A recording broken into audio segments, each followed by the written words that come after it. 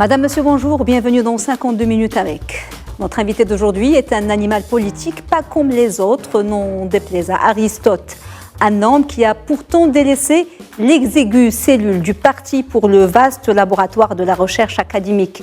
Il n'est peut-être pas mort sur la ligne de la gauche, pour reprendre l'expression des communistes français, mais il est resté fidèle à son idée de la politique, à son idéologie, son idéal, loin de tout dogmatisme. S'éloigner de la politique, ou plutôt de la vie du cadre du parti, était peut-être le prix à payer pour ne pas trahir ses principes et ses convictions les plus profonds. Une façon de sauver son âme, son intégrité intellectuelle et continuer paradoxalement à aimer la politique. Il a ainsi marché sur les pas de grands intellectuels et penseurs comme Paul Pascan ou encore Al-Kbir Khatebi ou Mohamed Abdel Jabri, pour ne citer que ses contemporains marocains qui se trouvaient de plus en plus à l'étroit dans le cadre du parti et souvent même à sa marche. Leur crime, être des intellectuels. Notre invité est l'un des rares rescapés d'une espèce en voie d'extinction, celle des grands militants de gauche et des grands militants tout court. Il était et il reste un animal politique qui s'est autonomisé pour un meilleur recul et pour plus de distanciation, pour mieux décrypter les réalités sociologiques, politiques, historiques. Sa vie est faite de lecture, d'écriture, de réflexion, de transmission et d'une belle solitude jouissive, sereine et bavarde, avec de longs monologues, parce qu'en face, peut-être, il n'y a plus grand monde. Un homme, pourtant sans amertume, qui ne renie pas son passé, ses nombreuses expériences et qui demeure très fécond en analyse, réflexion, publication. Notre invité d'aujourd'hui est le professeur Abdallah Saaf, professeur à la faculté des sciences juridiques, économiques et sociales de Rabat, directeur du Centre des études et recherches des sciences sociales. Il a été, entre autres, ministre chargé de l'enseignement secondaire et technique de 1998 à 2000, ministre de l'Éducation nationale de 2000 à 2002 et doyen de la faculté des sciences juridiques, économiques et sociales de Mohammedia de 1996 à 1998. Le professeur Abdallah Saaf a aussi été membre de la commission pour la révision de la Constitution de 2011, chercheur, penseur, politologue, enseignant universitaire, ancien militant marxiste au sein du mouvement 23 mars, puis membre de l'OADP, puis du PSD. Il a publié de nombreux livres et essais, dont le discours stratégique arabe, Constante et variation, Chronique des jours de reflux, Histoire d'Alma, Maroc, l'espérance d'État moderne, carnet de bus, et c'est sur le quotidien des quartiers sud-ouest de Rabat, la transition au Maroc, violence politique et paix dans le monde arabe, une année considérable, le conquérant de l'empire imaginaire, le secret de la grande avenue, parcours marocain en Indochine, parcours de Marocain en Indochine, écrit marxiste sur le Maroc, et la liste est longue. Professeur Abdallah Saaf, bonsoir. Merci beaucoup d'avoir accepté notre invitation. Merci pour... Je n'ai pas cité toutes vos publications. Je sais qu'il y en a d'autres et que vous avez été prolifique ces 10-15 dernières années. Concentré. Très concentré. Très concentré. Alors, Monsieur Saaf, vous êtes né à Salé, mais de parents qui viennent... l'un du Rab, sur la côte, la plus, les repères parentaux. Oui. Sont tous situés sur la côte atlantique. Ça va de Asfi, oui, d'où est mon père, mais à l'origine, il vient du Rab. Ma mère, du côté de... Elle a une lignée du côté de Théroudant, quoique installée dans les Doukara,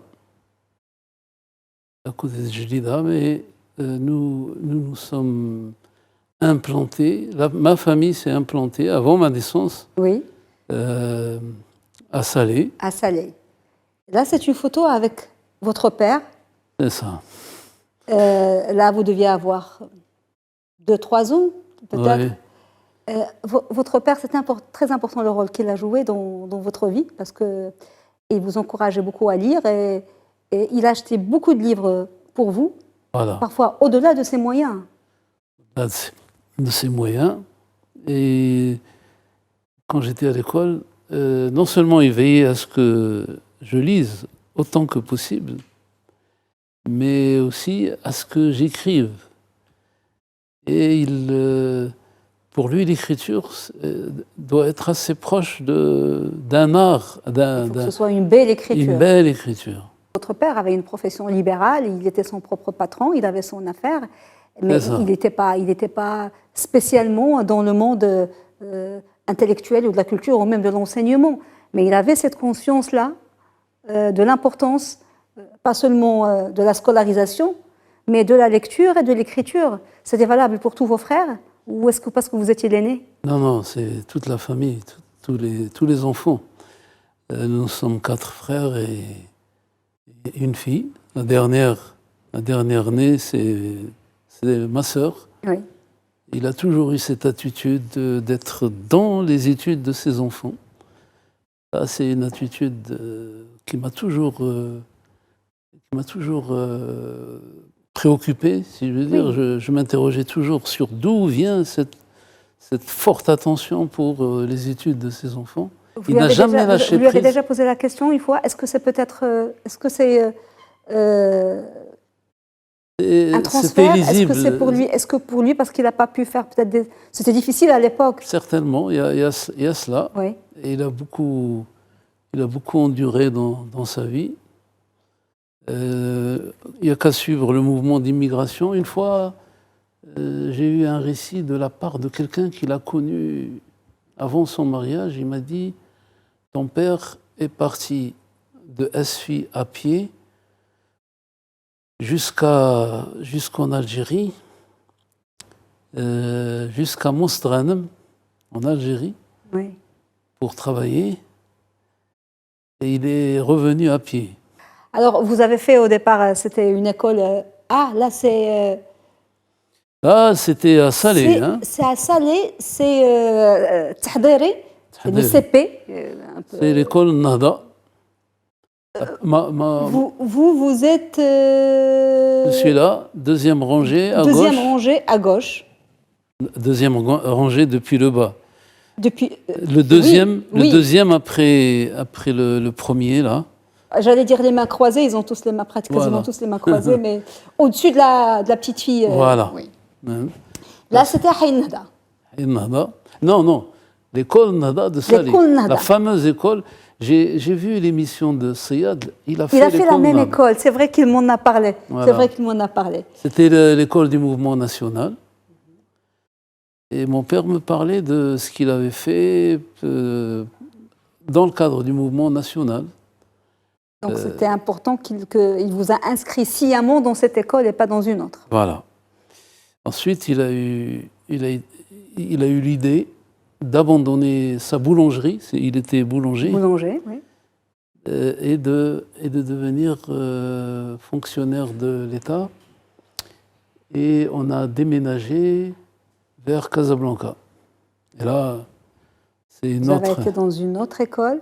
Il vous a mis à la mission française. C'est la fameuse école Palmier qui est devenue aujourd'hui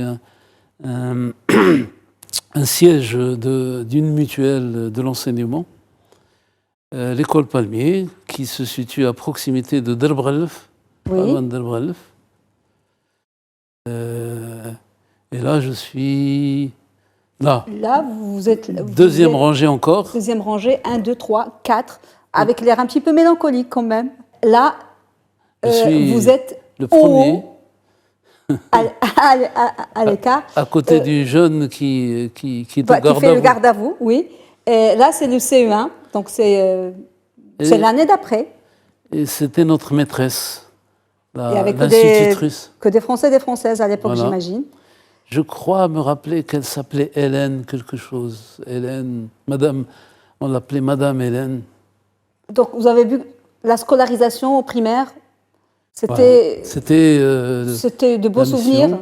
C'était de bons souvenirs, oui, je réussissais, ça allait, quoi. Oui. Il y avait de bons amis, français, marocains, juifs, marocains. Oui. Il y avait des disparités sociales, beaucoup. Il y en avait des plus nantis. On ne les voyait pas. Non, c'était pas visible à l'époque. Non, c'était pas visible. Et là, vous voyez, ça c'est la dernière année à l'école Palmier. Oui.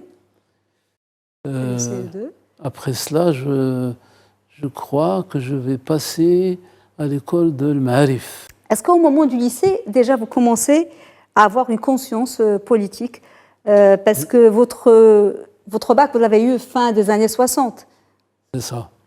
68, j'étais... Ah oui, 68. J'étais au lycée Lyoté, à l'époque, après avoir fait ce qu'on appelle le petit lycée à Casablanca à l'époque, qui est devenu maintenant le collège Ibn Toumert, Oui. qui était intégré dans le système éducatif national, qui ne fait plus partie de la mission. Donc le lycée Lyoté, et après, ça a coïncidé avec les événements de mai 68. Mai 68, en France, oui. J'ai eu donc mon bac. J'étais très bon en philosophie.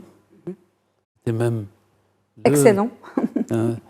Et notre professeur m'a proposé pour le concours de philosophie, comment ça s'appelle, le concours général de philosophie, où participaient les premiers de la classe. Donc j'étais très bon, et aussi en français.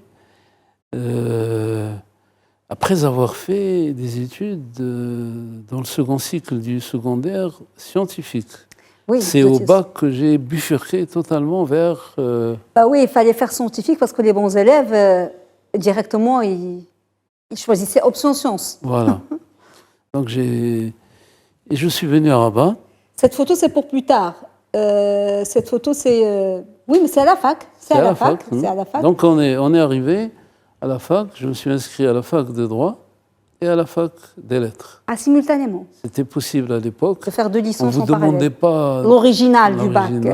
Oui. Et moi, je voulais faire philo, mais j'ai eu la bourse à la fac de droit.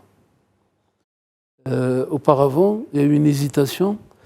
Ça, c'est après. Ça, c'est après. Ça, c'est vous avec vos étudiants. C'est vrai qu'il n'y a pas beaucoup de différence d'âge. C'est pour ça que vous êtes au milieu avec vos lunettes. On va venir à cette photo. Voilà. Donc, vous avez fait les deux en parallèle. En parallèle, je voulais faire cinéma aussi.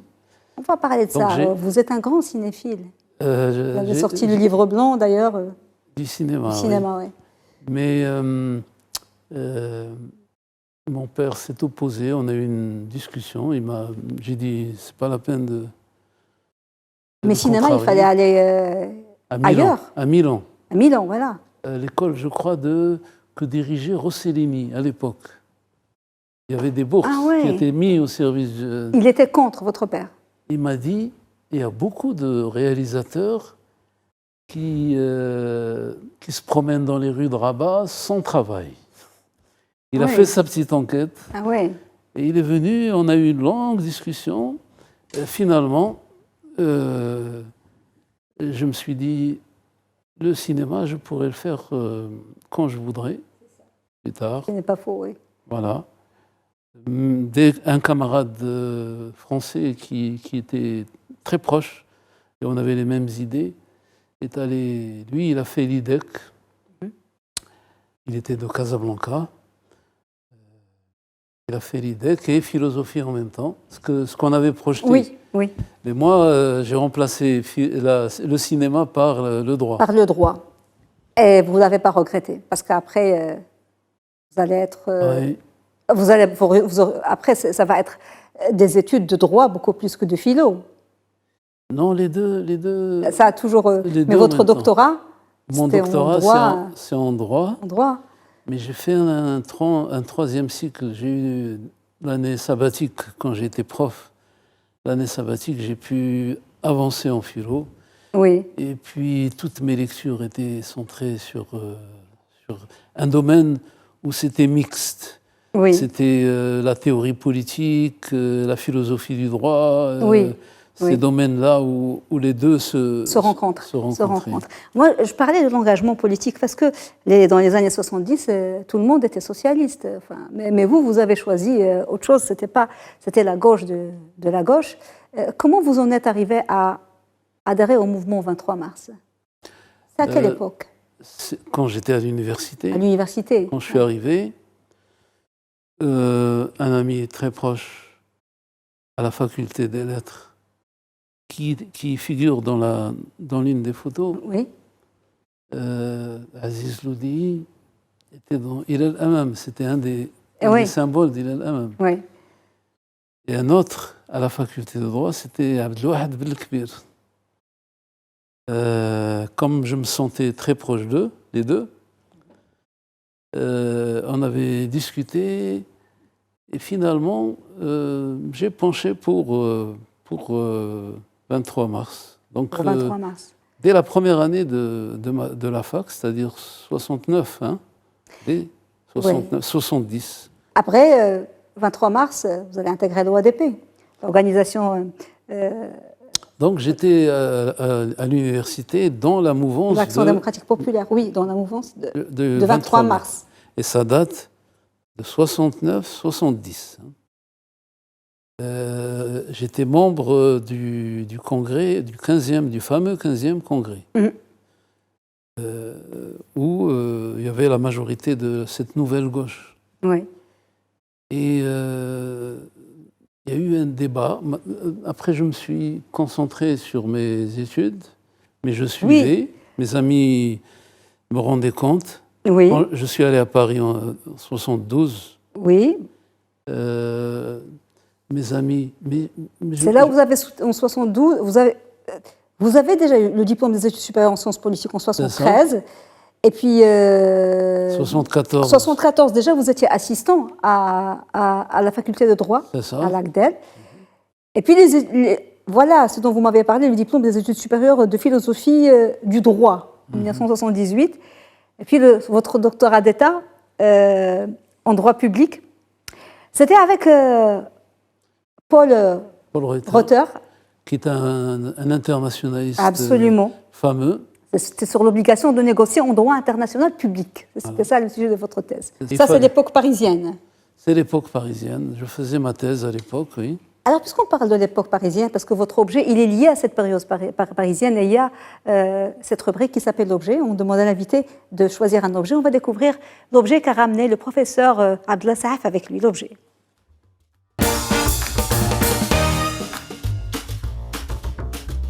Professeur Saaf, l'objet que vous avez ramené date de l'époque parisienne.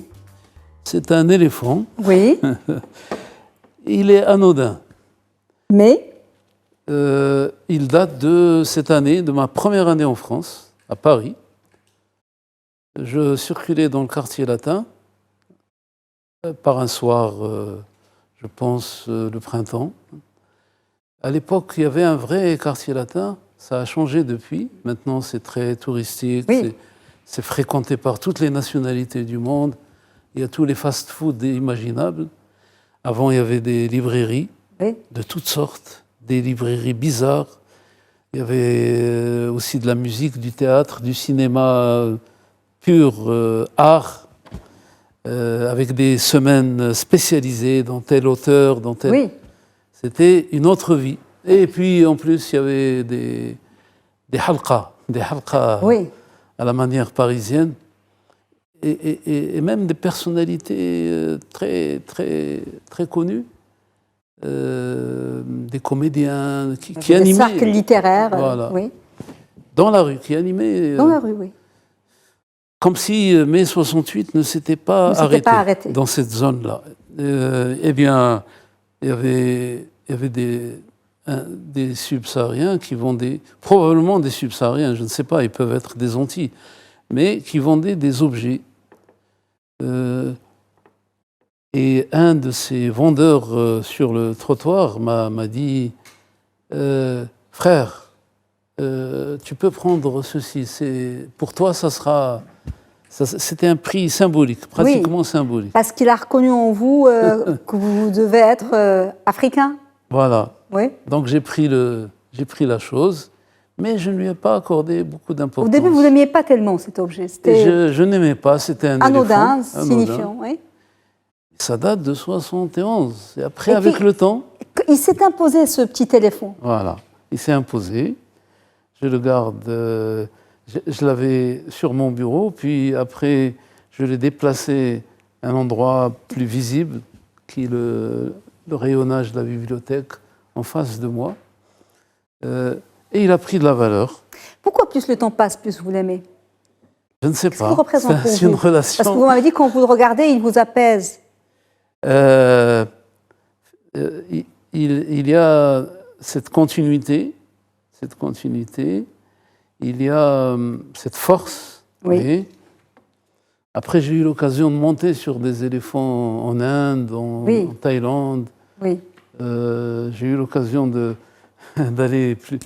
J'ai vu, mais il y a une force, il y a une force qui me semble. C'est la force tranquille. Oui. Que je commençais à lire dans. C'est moi, comme sous-titre, sous votre nom, j'ai mis la force tranquille. Alors qu'on n'avait pas parlé de ça. Parce que c'est ce qui vous. Vraiment, c'est ce que vous dégagez. Voilà, en tout cas, j'aime bien ce. Donc, je vous ai dit l'objet, vous avez pensé à ce petit éléphant. Voilà. Oui. Et vous allez mener de pair votre vie académique et votre vie politique. Donc, vous allez. Sans les mélanger. Sans les mélanger, c'est très important. J'ai même écrit un livre sur cela, Politique et savoir, où j'étudie le parcours de nos grands intellectuels, Paul Pascan, oui. Abdullah Al-Aroui et El Khatibi, ces trois-là. Et en même temps, je pose la question de quel rapport il peut y avoir entre pratique politique, militantisme et travail scientifique. La cellule, vous avez utilisé tout à l'heure les deux termes. La cellule et le laboratoire. Et le laboratoire. Et c'est justement Paul Pascan qui parlait de ça, de cellules et de laboratoire. Et justement, il y a beaucoup d'intellectuels, vous avez dit Al-Kber Khatibi, Paul Pascan, Jabri, oui, qui se trouvaient à l'étroit. Et puis des fois qui dérangeaient. J'ai publié ce livre dans la collection que dirigeait Khatibi, la Smer. C'est ce rapport entre les trois. Enfin, en tout cas, Khatibi et Pascan avaient fait partie d'un parti communiste, le Parti communiste marocain de l'époque. Et ils avaient pris des distances, parce qu'on explique pourquoi, en disant qu'il y avait une contradiction entre l'urgence que sollicitait la cellule. Le parti, il fallait avoir des thèses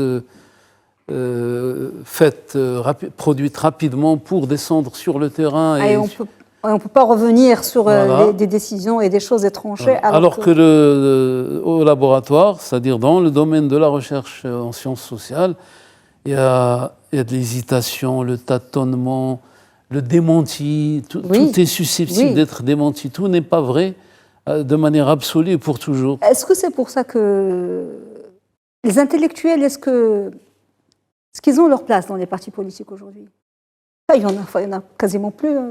Est-ce que vous étiez les bienvenus ou est-ce que vous étiez des marginaux à un moment? Est-ce que vous dérangiez? Au parti, moi, je refusais qu'on se mêle de mes affaires d'enseignant. Et dans l'enseignement, beaucoup d'étudiants essayaient de m'approcher par la voie de la politique et je refusais. Oui, vous faisiez un point d'honneur à ne pas mélanger. Et ici, je suis à la fac, j'enseigne.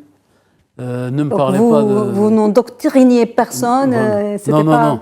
C'était une... Jusqu'à maintenant, je rencontre mes étudiants et ils me reconnaissent cette ligne de conduite. Vous allez beaucoup voyager, énormément, beaucoup en Asie. Parce que vous êtes devenu un spécialiste du Vietnam avec vos deux livres, l'histoire d'Alma et les Marocains du Vietnam. Vous allez séjourner pendant longtemps là-bas.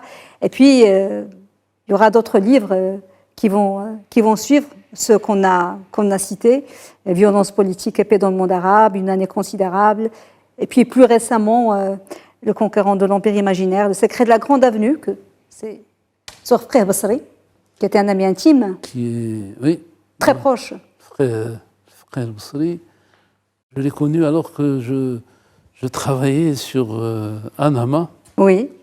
Il avait connu le personnage. Anama, c'est Frère Cheval, c'est la traduction du vietnamien. frère, cheval. C'est le nom qu'avait donné Ho Chi Minh aux Marocains. Il avait demandé au Parti communiste de lui envoyer un vétéran pour encadrer les prisonniers de guerre maghrébins, les ralliés, ceux qui ont changé de camp, les déserteurs. Les déserteurs, il fallait organiser, commencer à devenir nombreux, la guerre s'intensifiait, et il a demandé après un cadre qui a fait la guerre, Mohamed Ben Omar Al-Harj, le futur Anama. Incroyable son histoire, ce monsieur. Avait fait la Deuxième Guerre mondiale, toutes les batailles historiques comme le Monte Cassino, entre autres, et qui avait un parcours communiste, voilà, syndical et communiste sur le plan politique. Et c'est lui qui est allé, il a réussi, il a même participé à Dien Bien Phu. Il est resté là-bas.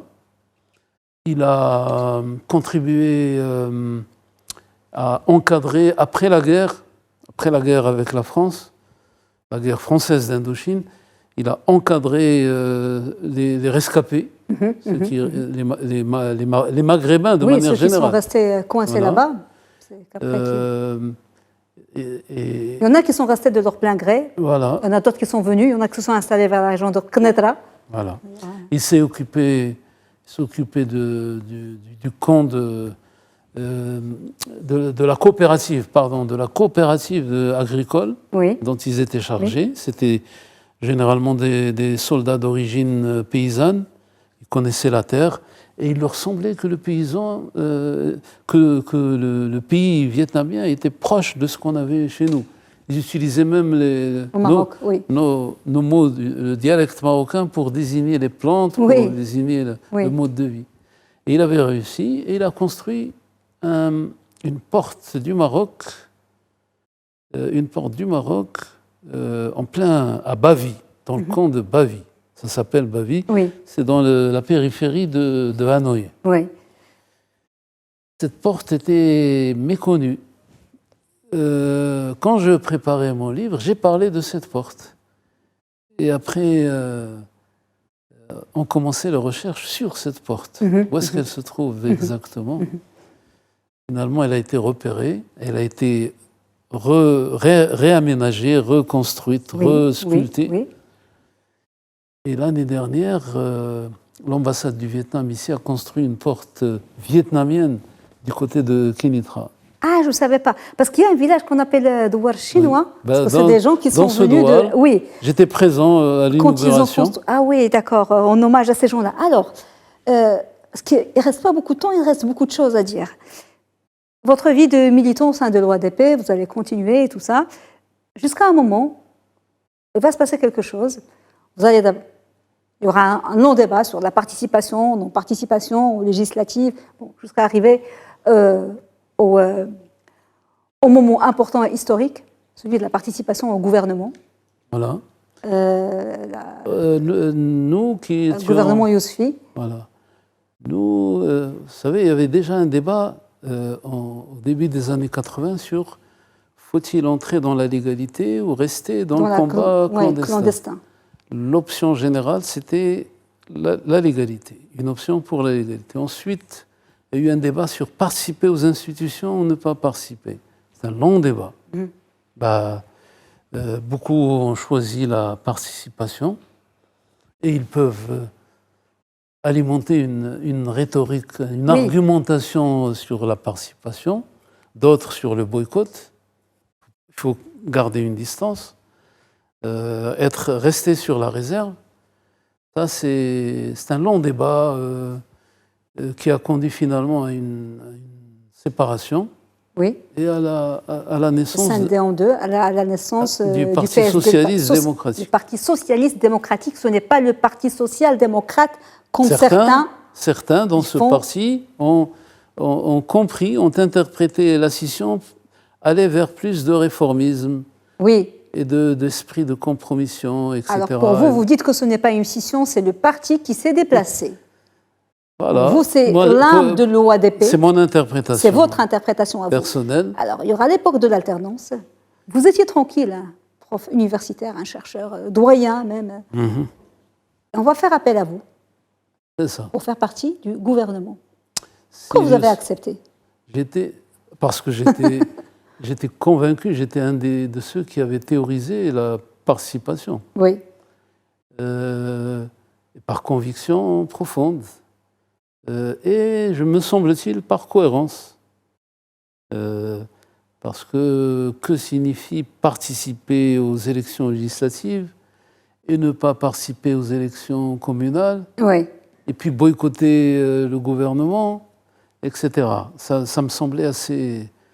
Et j'avais aussi une autre conviction, à savoir que même si l'autre n'est pas... Nos interlocuteurs ne sont pas... ne font pas ce que nous exigeons d'eux, Oui. nous sommes responsables. Nous sommes responsables de ce qui peut arriver à notre société. Donc nous pouvons aussi faire les sacrifices qu'il faut Oui. Pour le bien de la société. C'était cela. C'était ça. Être responsable à la place de l'autre. Si l'autre ne veut pas, n'a pas la même conception que nous de ce qui est bien pour la société, ce n'est pas une raison suffisante pour que cette société soit bloquée, Oui. reste bloquée. Oui. Alors, il y avait aussi des choses qui sont aujourd'hui inimaginables. À l'époque, bon, déjà, l'alternance, c'était un moment historique. Et puis, il y avait le Koutla, qu'aujourd'hui, c'est inimaginable. Ça a duré ce que ça a duré, mais c'était aussi une expérience très, très, très importante. Oui, il y avait le Koutla qui a précédé l'époque de l'alternance. Oui. Certainement, l'alternance a contribué à dépasser l'étape Koutla. Et vous faisiez partie de la Koutla? Oui, on faisait partie, en fin de compte, de la Koutla, y compris le PSD à la fin. Oui. Laborieusement, mais oui. On a fini par intégrer. Alors, parlez-nous, professeur Saaf, de ces 5 années, en fait, presque 5 années, au ministère de l'Éducation nationale et puis au ministère, j'oublie toujours l'appellation, le premier ministère que vous avez eu, c'était le ministère de l'enseignement secondaire et technique. Oui. C'est de 98 à 2000. Avec le recul, quelles sont vos plus grandes satisfactions et vos plus grandes frustrations?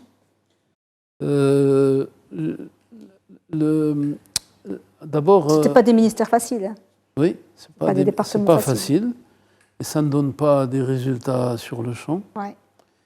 Mais c'est un domaine, je ne dis pas réformable à 100%, mais perfectible, on peut améliorer. On peut améliorer des choses. Je n'ai jamais cru à la grande réforme du soir au lendemain. Ouais. C'est plutôt des réformes, plusieurs réformes, étalées sur le temps. Oui. Vous avez vu comment ça se passe dans les pays européens. J'ai étudié un peu ce qui s'est fait. Tantôt c'est le collège, tantôt avec tel ministre c'est le lycée, avec l'autre c'est... On ne peut pas tout faire d'un seul coup. Voilà. L'enseignement professionnel, etc. Donc ça ne se fait pas du jour au lendemain. La grande réforme... C'est une utopie, la grande réforme. Deuxièmement, tout n'est pas noir, mais cette conviction, je l'avais bien avant le gouvernement. Oui. Je suis toujours prof jusqu'à cette heure où nous parlons. Je suis professeur, j'enseigne. J'ai vu des promotions, des générations. Il y a des années, de bonnes années. Il y a des années médiocres, il y a des années... Oui, alors que la perception générale aujourd'hui, c'est que c'est la Bérésina, l'école publique. Je n'ai jamais été d'accord avec cette vision. Notre système éducatif a quand même produit des promotions de grande qualité. Il continue à le faire? Il continue à le faire. Vous êtes toujours enseignant? Ça, c'est mesurable. Oui. C'est mesurable. C'est vrai qu'il y a des taches noires, il y a beaucoup de taches noires. Il faut les résorber, il faut les rétrécir. Le privé en a une grande responsabilité? Je n'incriminerai pas le privé parce qu'il est resté dans des proportions réduites. C'est peut-être la non-continuité, les différentes politiques, l'arabisation, pas de continuité dans les politiques d'enseignement. En réalité, la continuité s'impose, elle échappe au contrôle, à la maîtrise des acteurs. Oui. Vous savez, l'école, elle fait son chemin. L'école, on l'oublie, c'est la plus grande ceinture d'encadrement de la société marocaine. Oui. Vous trouvez des écoles partout dans le pays. Oui. Primaire, collège, lycée, et maintenant l'université. Vous avez dans toutes les régions, pratiquement toutes les régions, vous avez des facultés polydisciplinaires, des universités complètes. Et donc, elle encadre toute la société. C'est peut-être l'une des rares institutions où ça s'ouvre à 8 heures, ça ferme à midi. Ça ouvre à 14 heures, ça ferme. C'est l'une des structures les plus régulières, les plus constantes. Et à l'intérieur de cette boîte, vous avez des variations de niveau. La qualité, oui, ça peut se poser, mais parfois vous avez des génies, des profs, profs géniaux qui ont à cœur leur travail, qui l'assument comme une tâche, comme une tâche impérieuse, et qui font leur travail jusqu'au bout. Vous n'avez pas que des chasseurs de primes. Je comprends. Il y a de vrais militants, des directeurs qui sont aussi des héros. Hein, des enseignants, des maîtres d'école, du primaire. Alors, je ne sais pas si je peux appeler ça une parenthèse, au sein du ministère, du gouvernement, vous allez décider à la fin du gouvernement d'alternance, et dès l'annonce, en fait, de la nomination du gouvernement Juteau, vous allez prendre une décision. Parce que vous étiez en train de la ruminer et de réfléchir pendant longtemps, c'est de vous retirer. Pas de la politique. La politique, vous la respirez tous les jours, vous la vivez, mais du parti. Voilà, est-ce que c'était une décision facile? C'était pas facile. D'ailleurs, dans le mode de vie, quand vous avez été militant pendant une longue période de votre vie, ça régule votre quotidien. Bien sûr, il y a des réflexes, il y a les débats, des habitudes. Oui. Les réunions de parti sont des moments clés de votre vie. Oui.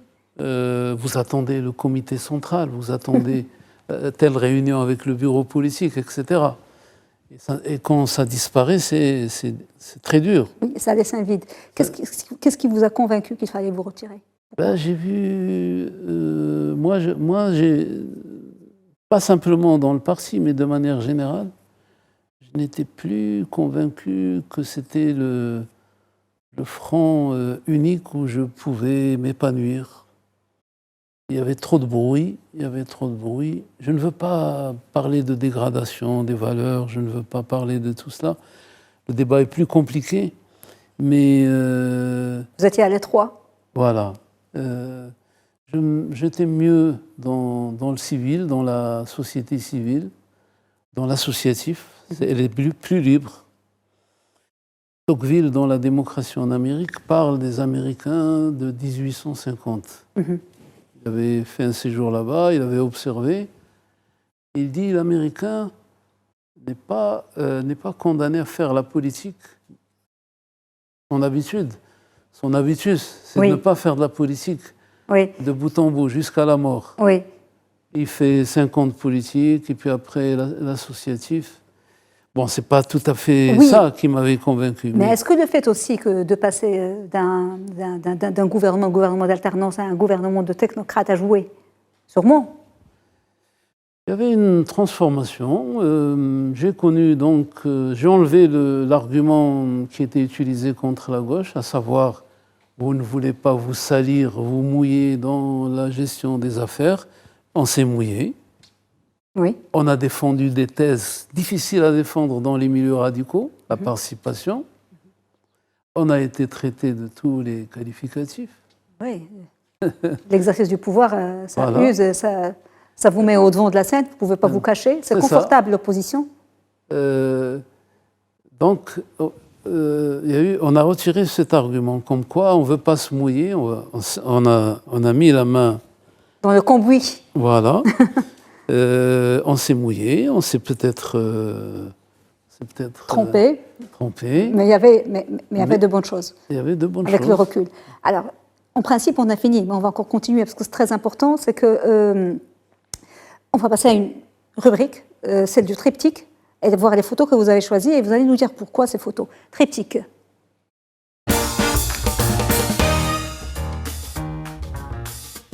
La première photo que vous avez choisie, Abdallah Saaf, est celle-là, avec Samir Amin, l'Égyptien, qui aussi que j'ai connu, avec lequel les relations ont été très fortes et ont continué jusqu'à sa mort, il y a 2 ans, je crois. Je ne me trompe pas. C'est un lecteur incroyable. C'est lui. Moi, mon instituteur du primaire m'avait appris, m'avait donné une leçon. Il faut lire chaque soir. Oui. Lisez n'importe quoi, mais lisez au moins quelques pages. Oui. Quand vous êtes même, lisez. Donc c'est une leçon qu'il répétait chaque jour. Et je suis resté fidèle à cela. Oui. Mais Samir Amin est quelqu'un qui lit, qui arrivait à lire jusqu'à 200 ouvrages par an. Ah oui, quand même. Il faisait le décompte. C'est plus d'un livre tous les 2 jours. Voilà. Ah ouais. Non, c'était ce qu'il faisait. Et il m'avait orienté sur des choses que je ne connaissais pas. Il avait plus d'expérience. Oui. Il avait des capacités de synthèse incroyables. Oui. J'étais heureux de connaître cet homme qui a beaucoup pesé dans mes choix, dans mes orientations. Et il a laissé des ouvrages très, très, très importants. Voilà. La deuxième photo, je crois que c'est avec... que vous avez choisi, c'est avec... Ah, il y a... Jabri. Pas que lui, mais... Exos aussi. Exos, ici en bleu. Voilà. Et derrière, il y a notre ami Feu. Feu, Allah yarhamou, j'ai oublié Ben Yahya, Allah yarhamou. Il y a Ben Saïd aussi, au milieu, à côté de Ben Jabri. Saïd, oui. Je ne le vois pas, Ben Saïd. Ben Saïd, il est là, l'Alaoui. Ah oui. Pourquoi cette photo? Pourquoi Jabri? Jabri, parce que je voyageais avec lui. On est allé souvent dans des colloques à l'étranger. Au Moyen-Orient, principalement. Et j'aime bien cette relation qu'il avait avec la politique.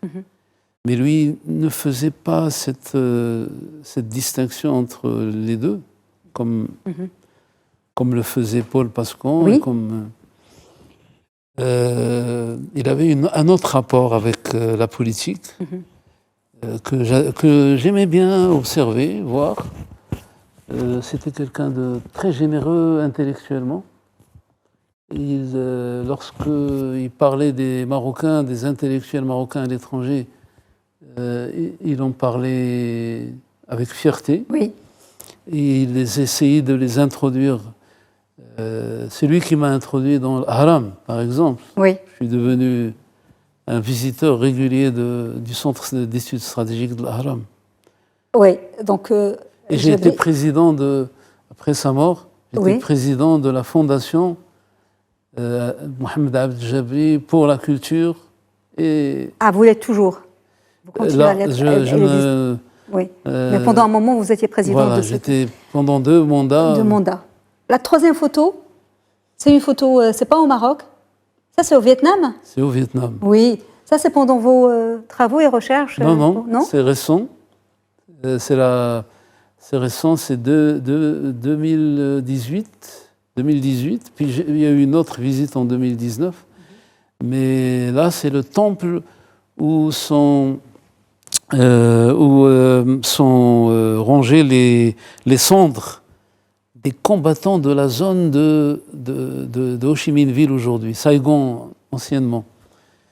Et le Vietnam, comme vous le savez, comme j'ai travaillé sur Ho Chi Minh et les Marocains du Vietnam, c'est très important pour moi puisque c'est un pays qui m'est familier par les lectures que j'ai dû faire. J'ai Vous ratissé. êtes devenu le spécialiste du Vietnam, par la force des choses. Oui. J'ai beaucoup lu, beaucoup fréquenté beaucoup de Vietnamiens. Oui. Et je sens que c'est une partie de De mon vous. monde. Je vais vous poser une question que vous vous êtes posée vous-même au sujet de quelques personnes comme Yousfi ou bien comme Abdallah Ibrahim qui n'ont pas écrit leur mémoire. Et puis vous dites pourquoi ils n'ont pas écrit leur mémoire. Vous, est-ce que vous avez l'intention d'écrire vos mémoires? Vous avez fréquenté, vous avez vécu plusieurs époques, vous étiez proche de beaucoup de personnalités très importantes. On a vu Djabri et autres. Il y avait aussi Raymond Aron, que vous estimez beaucoup. Raymond Aron, j'ai assisté au cours de sa dernière année au Collège de France. Ah oui. Et vous respectez beaucoup les mémoires qu'il a écrites parce qu'il y avait des remises en question. C'est ça, ce genre de mémoire. Il y avait Mario Soares, le socialiste, président aussi du Portugal et autres. Est-ce que vous allez écrire vos mémoires un jour ou est-ce que vous êtes déjà sur le projet? Oui, ça. Je sais que vous n'êtes pas égocentrique, mais à un moment, vous avez dit, quand vous parlez d'écrire vos mémoires, vous dites pour témoigner de cette époque et de ces rencontres. Est-ce que c'est un projet? Il y a les éléments. J'essaie d'écrire d'abord l'expérience de l'enseignement, le passage au ministère. J'ai organisé ma documentation pour faire un peu l'histoire de ce qui s'est passé dans ce secteur. Tel que je l'ai vécu. J'ai ces urgences-là, les mémoires. J'espère pouvoir vivre jusqu'à où ce sera possible. Que Dieu vous donne longue vie pour pouvoir le concrétiser. On va passer à la dernière rubrique, celle du chef-d'œuvre. Chef-d'œuvre.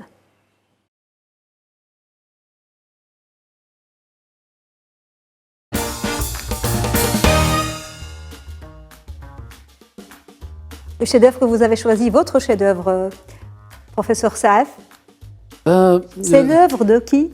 De Jorge Luis Borges, Histoire universelle de l'infamie, Histoire de l'éternité. On peut le voir, il est là, Voilà.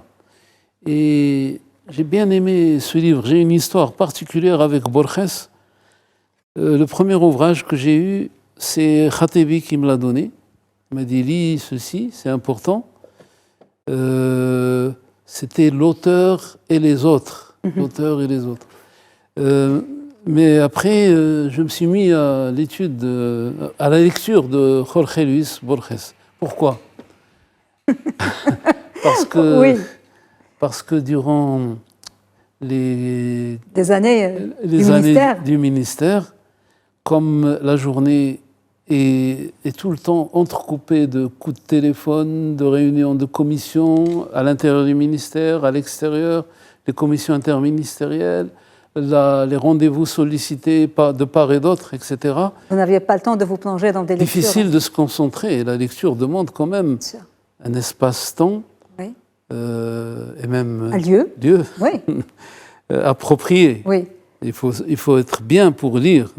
Borges est venu à votre secours, là. Il vous a aidé parce que... Et j'ai réfléchi, je ne pouvais pas lire les choses longues et très